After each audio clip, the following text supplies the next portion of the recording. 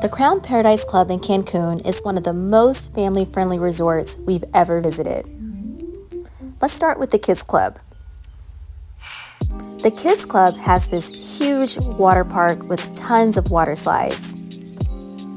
Our daughter had such an amazing time here. She made friends here.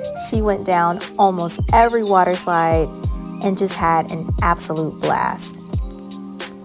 They also had this cute little kids theater where they can watch movies, an arts and crafts area, and this super cool mini basketball court. And every night they do a special event just for the kids. While our daughter was at the Kids Club, we enjoyed some alone time at the adults only pool. They also have a nice sized mini golf course here, and we really enjoyed playing there as a family. They also have a theater where they show different movies every night. And every bar on the property has a special drink menu just for kids. The hotel is just steps away from the beach, and every hotel room has this amazing view of the beach and the pool. And I had to throw in this delicious poolside paella. It was one of the best meals that I had at the resort.